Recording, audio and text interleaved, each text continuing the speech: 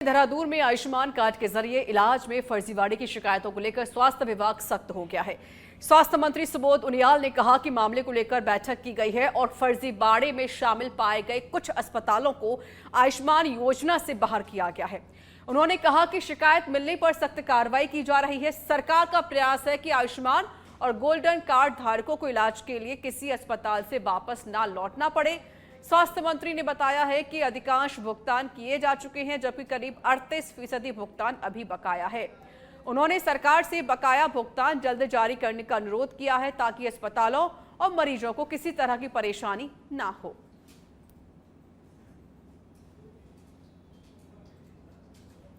तो आयुष्मान कार्ड फर्जीवाड़ों पर सख्त कार्रवाई की गई है। फर्जीवाड़े वाले अस्पताल योजना से बाहर कर दिए गए हैं।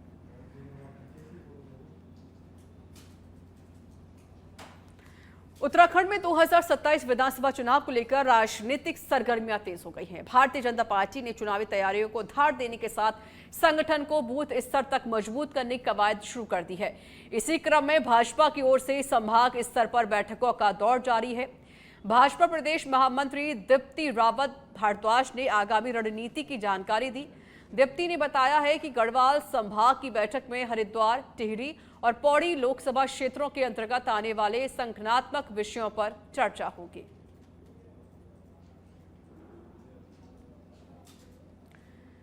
तो देखिए, प्रदेश अध्यक्ष, सांसद, विधायक, जिला अध्यक्ष इस बैठक में भी शामिल होने वाले हैं। बता दें कि बीजेपी की 2027 चुनाव के लिए अब रणनीति बननी शुरू हो गई है, जिसको लेकर अब बीजेपी जोरों शोरों से तैयारी में जुट गई है। गढ़वाल संभाग की बैठक में मुख्यमंत्री खुद इसमें शामिल होंगे। उत्तराखंड कांग्रेस ने आगामी कार्यक्रमों और संगठन की रणनीति को लेकर तैयारियां तेज कर दी हैं। दिल्ली में हुई अहम बैठक में पार्टी के अगले करीब 1.5 महीने में होने वाले कार्यक्रम और अभियानों का रोड मैप तैयार किया गया।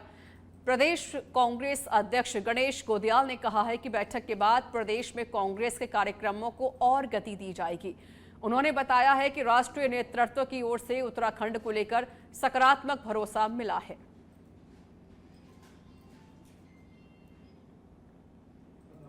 आपको बता दें कि उत्तराखंड कांग्रेस अब 1.5 महीने का पूरा रोड मैप यहां पर तैयार करेगी। दिल्ली में हुए संगठन की रणनीति पर अहम बैठक की गई है। राहुल गांधी, प्रियंका गांधी और मल्लिकार्जुन खड़गे की अध्यक्षता में ये बैठक साथ कार्यक्रम कराने का भी आश्वासन अब दे दिया गया है।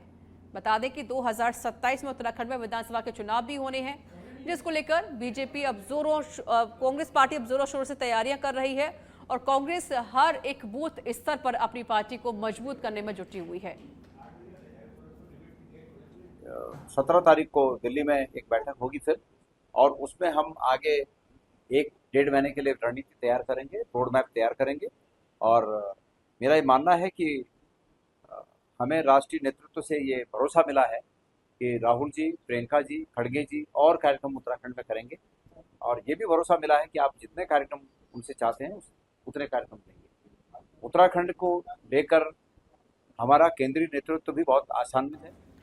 देहरादून में जहां यूजीसी नीट 2026 के 3 परीक्षाएं रद्द किए जाने के बाद राष्ट्रीय परीक्षा एजेंसी यानी कि एनटीए एक बार फिर सवालों के घेरे में है।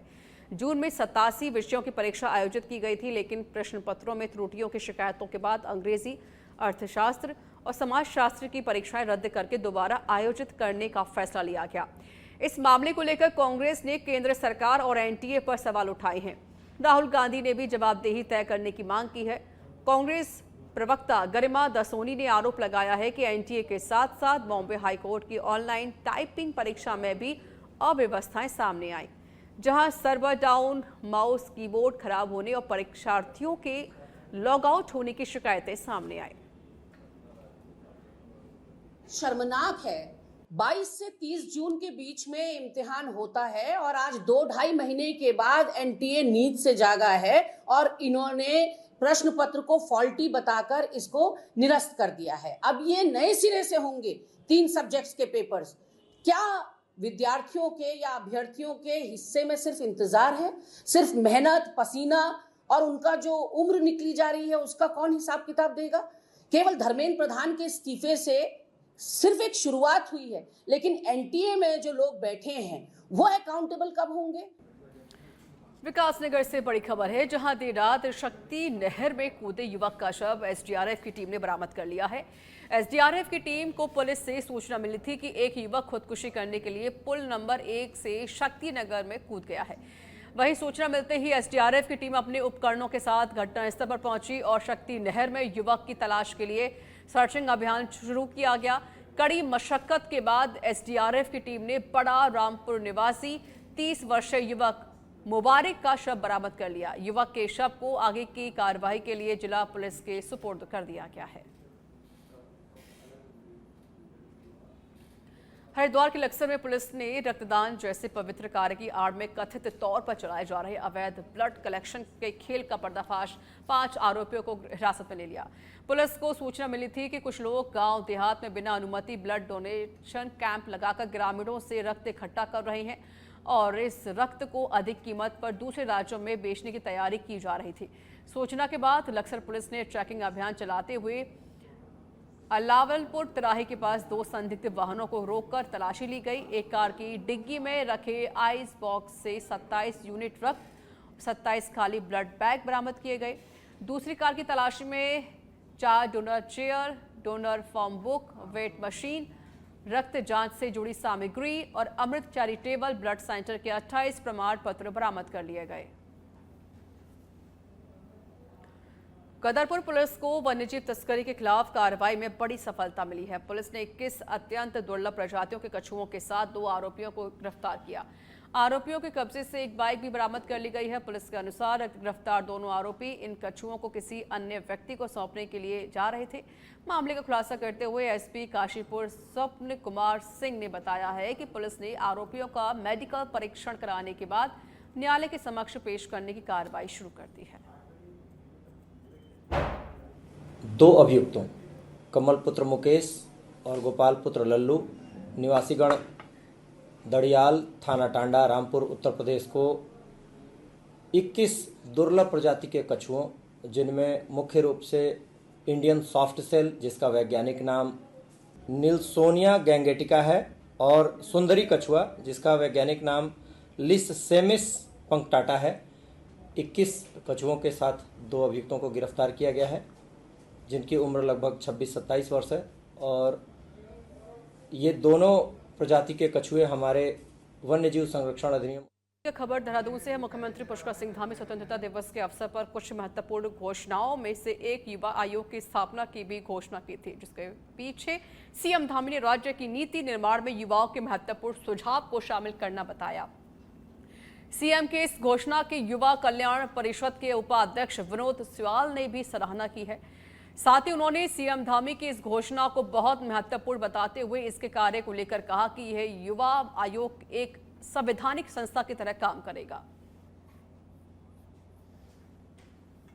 उत्तराखंड राज्य में युवा कल्याण सलाहकार परिषद थी जिसमें माननीय मुख्यमंत्री जी अध्यक्ष हैं, विभागीय मंत्री उसमें सह अध्यक्ष हैं और उसमें उपाध्यक्ष नामित हैं, 2 लोग और अन्य उसमें परिषद के सदस्य हैं।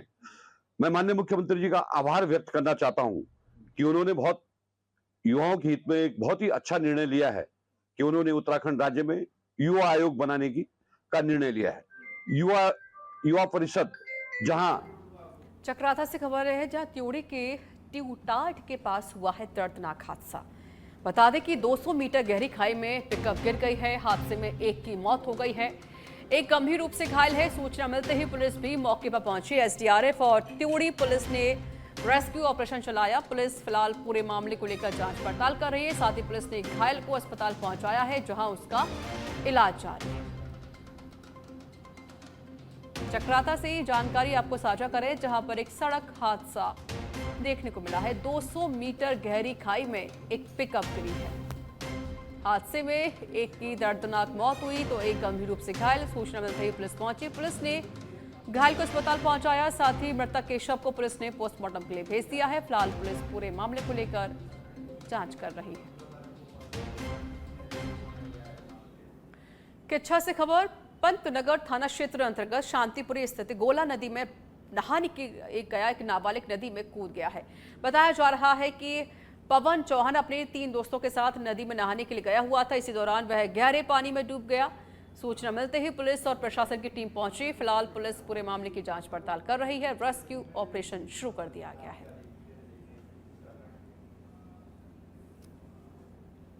रामनगर पालिका क्षेत्र की नंदा लाइन में पहले से बनी मजबूत सड़क को दोबारा निर्माण के नाम पर तोड़े जाने को लेकर शनिवार को जमकर हंगामा हुआ।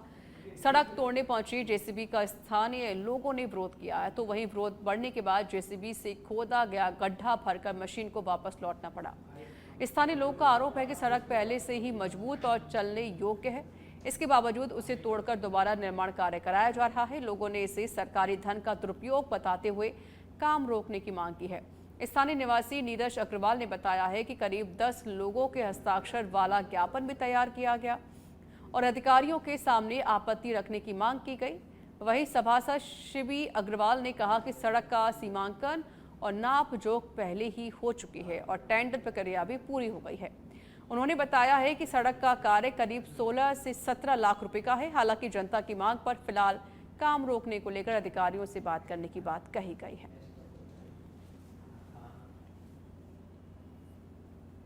इनमें जो अच्छी बनी हुई रोड है उसको सभासद महोदय द्वारा जबरदस्ती तोड़वाया जा रहा है और कहा जा रहा है साहब इससे अच्छी रोड बना के दूंगा।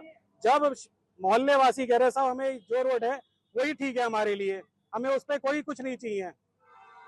उसके बाद जब जबरदस्ती उस रोड को तोड़ा जा रहा है, नया बनाया जा रहा है। सभासद महोदय से रिक्वेस्ट करी कि साहब इस काम को 2-3 दिन आप रोक ले, सूक्ष्म अधिकारी हमारी बात सुन ले, उनको लगता है रोड का पुनर्निर्माण करना चाहिए, आप पुनर्निर्माण कराएं।